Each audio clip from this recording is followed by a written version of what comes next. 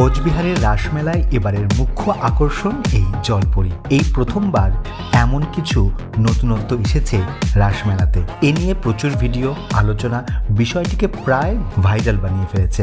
তাই আমিও গিয়েছিলাম প্রকৃত বিষয়টা কি সেটা নিজের চোখে দেখতে। ঢোকার টিকিট জনপ্রতি 100 টাকা।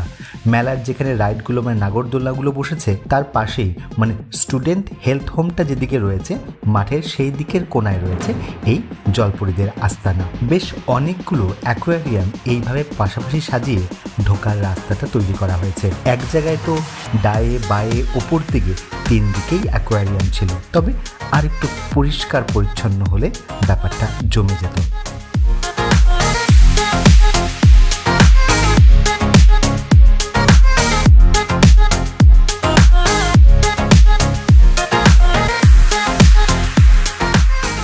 আর এরপরেই এক জায়গায় দেখলাম মানুষ উপচে পড়ছে জল ভর্তি বিশাল কাঁচের বক্সের সামনে।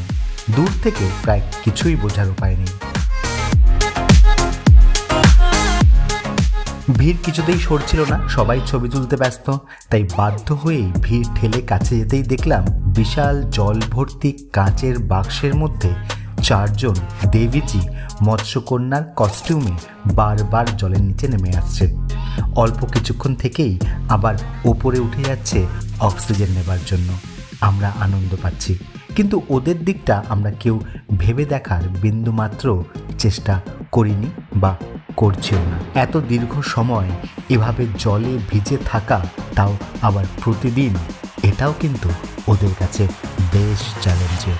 তাই ওদের এই প্রচেষ্টাকে আমি স্যালুট জানাচ্ছি।